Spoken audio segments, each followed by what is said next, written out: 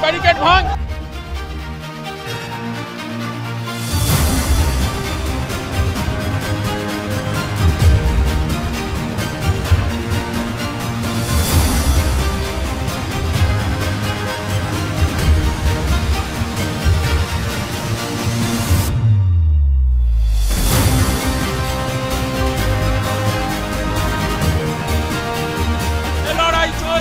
চলবে।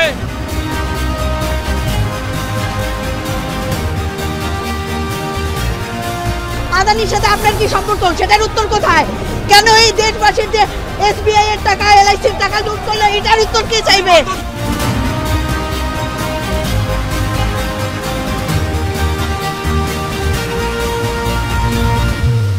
পুলিশকে ডিএ নিয়ে লড়াই করতে বলুন। 1200 টাকার গ্যাসে পার্টিকে প্রোটেকশন দিতে পারবে না। আদালতে রাহুল গান্ধীকে 2 বছরের জেল হেফাজত ঘোষণা করার পরবর্তী সময় গোটা দেশব্যাপী কিন্তু কংগ্রেসদের আন্দোলন প্রতিবাদ সংগঠিত হতে দেখা যায়। একই চিত্র কিন্তু কলকাতার বুকেও দেখা গেল আজকে। সরাসরি কংগ্রেসের রাজভবন অভিযান, সেই রাজভবন অভিযানকে ঘিরে দুমদুমার পরিস্থিতি। কিন্তু কেন 2 বছর এই জেল হেফাজত? মূলত 2019 সালে দায়ের করা একটি মামলা, সরাসরি গুজরাটের প্রাক্তন মন্ত্রী পূর্ণেশ মোদী তিনি সরাসরি রাহুল গান্ধীর একটি মোদী পদবি নিয়ে বিতর্কিত মন্তব্যের পরেই কিন্তু সেই মামলা দায়ের করেছিলেন এবং তার পরবর্তী সময় 2019 থেকে যে মামলা চলে আসছে এখন অবধি, বর্তমান আজকে দাঁড়িয়ে 2023 সালে সেই মামলা কিন্তু সরাসরি 2 বছরের জেল হেফাজত ঘোষণা করে সুরাট আদালত এবং তার পরবর্তীকালে 30 দিনের জেল হেফাজতের মঞ্জুর হলেও রাহুল গান্ধীর তার এই বিষয় নিয়ে কিন্তু মোটেই সন্তুষ্ট নয় কংগ্রেস। সেই জন্য গোটা দেশব্যাপী কংগ্রেসের কিন্তু বিভিন্ন অভিযান চলছে। একইভাবে কলকাতার বুকে রাজভবনের সামনে কংগ্রেসের যে রাজভবন অভিযান তা নিয়ে কিন্তু ধুমধুমার পরিস্থিতি সৃষ্টি হলো। যে গোটা চিত্রটা আপনাদের সাথে সরাসরি তুলে ধরবো এবং নেতৃত্বের পক্ষ থেকে এবং কর্মী সমর্থকদের সাথে পুলিশের যে মুঠভেড় সেই চিত্র সরাসরি আপনাদের সামনে তুলে ধরছি। চলুন শুনে আসি তারা কি।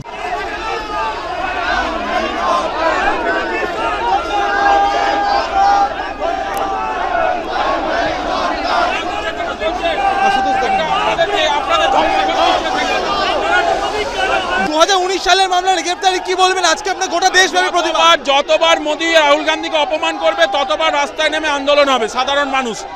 রাহুল গান্ধী সাধারণ মানুষের কথা তুলে ধরছে, ওনার ভয় লাগছে, মাথা খারাপ হয়ে গেছে। এই যে পুলিশের গ্রেফতারি, গোটা রাজ্যব্যাপী আপনাদের কর্মী সমর্থকদের গ্রেফতার করা হচ্ছে, আশুতোষ দা কিছু বলুন।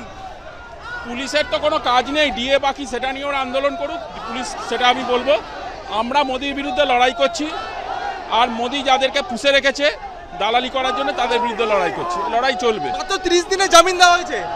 কাজ নেই তো মোদী, রাহুল গান্ধী বলেই দিয়েছে ডারো মার, লড়াই করো, লড়াই চলবে। যতদিন না মোদী যাচ্ছে লড়াই চলবে। এই আন্দোলন কেন বৃহত্তর হবে?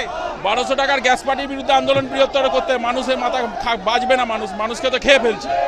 দেখতে পাচ্ছেন গোটা রাজভবন চত্বর কিন্তু রীতিমতো খণ্ডযুদ্ধ চলছে এখন রীতিমতো পুলিশের সাথে কংগ্রেস কর্মীদের, এবং দেখতে পাচ্ছেন ওইদিকে ব্যারিকেড ভাঙার চেষ্টা, উল্টো দিকে পুলিশের গ্রেফতারি, সেই চিত্র আপনাদের দেখাচ্ছি সরাসরি। দেখতে পাচ্ছেন পুলিশের রীতিমতো খণ্ডযুদ্ধ বেঁধে গেছে।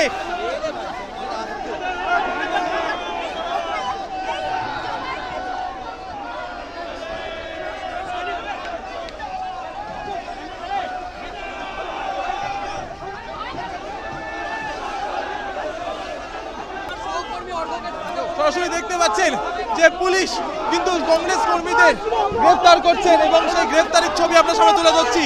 দেখতে পাচ্ছেন পুলিশের রীতিমতো খণ্ডযুদ্ধ বেঁধে গেছে এখন কংগ্রেস কর্মীদের।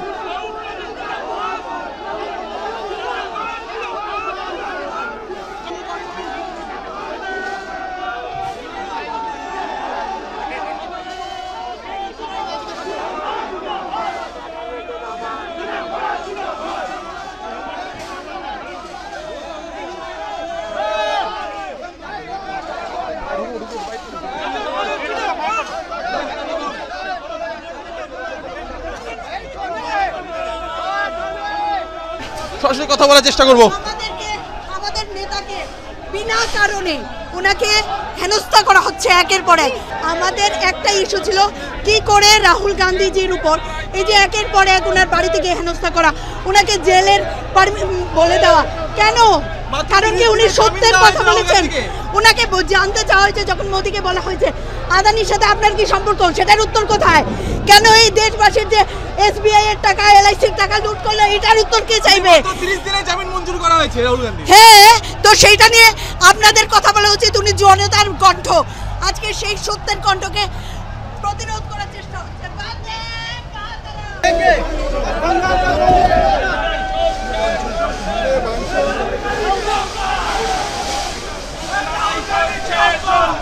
কিছু বলে যান দাদা।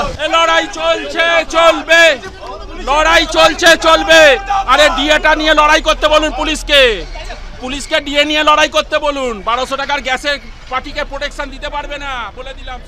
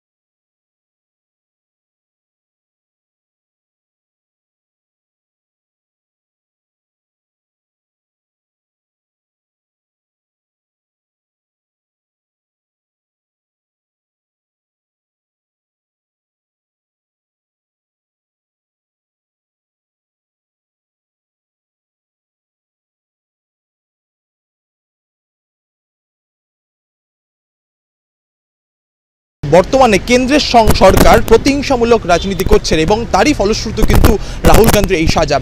কংগ্রেস সরাসরি মোদী সরকারকে ধিক্কার জানিয়ে এবং তার পাশাপাশি কেন্দ্র সরকারের এই প্রতিহিংসামূলক রাজনীতির বিরুদ্ধে আওয়াজ তুলে গোটা দেশব্যাপী যেভাবে তারা প্রতিবাদ করেছে আজকে, একইভাবে কিন্তু তারা এই বাংলার বুক থেকেও তারা আওয়াজ দিলেন যে পরবর্তী সময় এই প্রতিহিংসামূলক রাজনীতি শেষ করতে হবে এবং তাদের আন্দোলন কিন্তু আরও তীব্রতর হবে।